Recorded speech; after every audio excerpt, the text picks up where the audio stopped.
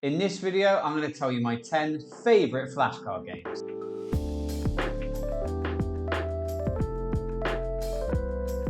Hello, welcome to Charlie's Lessons, and thank you for coming back to watch another video. In this video, we're looking at 10 flashcard games that I want to show you that I've been using ever since I started teaching. Now, you see me talk a lot about tech on this channel, but when I first started teaching all the way back in 2008, I started working in a school in Thailand. And in this school, there were zero resources, and I mean zero. So things like wooden chairs and tables, blackboards with no chalk, no air conditioning, and for an Englishman coming from the first world, it was really hard for me. So in these first years, I learned how to make do with things like flashcards. And the games I learned in those first few years, I'm still playing today. And I want to share with you the ones my students love the most. So without further ado, let's take a look at the first game, which I call the Wild West. To play this game, we give our two students two different flashcards, ask them to come to the front of the class, take 3 paces away from each other, then on 3, turn back around to face each other. The first student to correctly identify the word on the other student's card wins. Game number 2 is a game that I call series. We take a limited amount of vocabulary and we put it up on the board like this. In this example, we've got 3. The way this works is that all the flashcards are face down on the board and we elect the first student to guess what the first card is. So let's say they have a choice between 8 or 10 words of transport. So let's say they say bicycle. We take away the first card and it's helicopter. Sorry, Pedro. So we put this one back and we start with the second student. Now the second student has already seen this card, so they're gonna say helicopter, which is correct. And now they get to guess what the second card is. And let's say they say motorbike. And we take a look at the second card. It's not motorbike, it's boat. So we put this one back and we put this one back. And now we move on to the third student who knows this one and they say helicopter. And obviously they also say boat. And then the final one, let's say they say car. Turn it around, it's a motorbike. And now we go back to the beginning. So this one goes back, this one goes back, and this one goes back. And we move on to the fourth student who now has to remember all of them from the beginning. And that's series. Game number 3 is a game that I call bomb.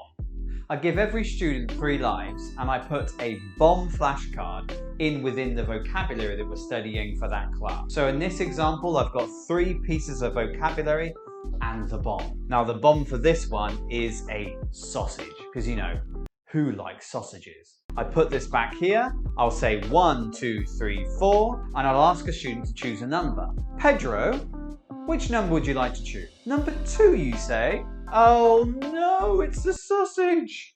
Pedro loses a life and we continue. Now you can have more vocabulary obviously and you can have more bombs, and this way it makes it more fun. Game number 4 is a game that I call Close Your Eyes. I have all the vocabulary on the board face up so the students can see it. I ask the students to close their eyes, and while their eyes are closed, I take 1 piece of vocabulary away. When I finish counting to 5, I ask the students to open their eyes and they have to guess which one is missing.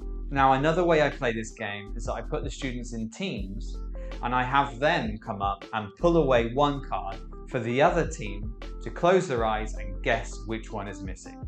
Game number 5 is a game I call letter by letter. What I do is I take a word from one of these cards and I read it out of order. So for example, if I was to say T, O, B, A, then the students would have to correctly guess boat. Make sure the students don't start calling out before you finish spelling the word, because that's not on. Game number 6 is a game that I call Read My Lips. What I do is I choose a vocabulary word and I silently say it, and the students have to watch me say it and guess what the word is. So for example,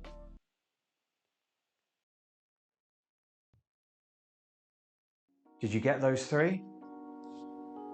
Game number 7 is a game that I call the repeating game, and think of it like Simon Says. What I do is I show the students a vocabulary card and the one I say has to match the one I show them. If the word I say and the word I show are the same, then the students can say it. If there's a difference between what I say and what I show, then the students cannot say it. Give every student 3 lives. If they say the word that doesn't match, then they lose a life. For example, helicopter, sausage, motorbike. Ah, Pedro, I got you. Game number 8 is a classic. I call it corner reveal. What I do is I take a flashcard and I put another one over the top. And what I do is I slowly reveal parts of it so that students have to guess from the limited information that I'm giving them. You won't believe how much students love this activity, especially Pedro. Game number 9 is a game I like to call the 4 corners. I take 4 flashcards and I put them in the 4 corners of the classroom. I put one student in the middle who counts to 10. The other students move around the classroom, but when this student finishes counting to 10, these students must stop under a flashcard. This student, with their eyes still closed, says one of the flashcards. For example, sausage. The students that are stood under the card sausage lose a life. You continue this until there is one student remaining who is the winner. Game number 10 is a game that I call mine. I bring one student to the front of the class and I put one flashcard behind him or her so that the other students can see the card. The other students have to mime to the student sitting in front of the class what the flashcard is. Well, there you have it, 10 flashcard games that my students love, and I'm sure that yours will too. If you liked the video, then please subscribe and I'll see you next time.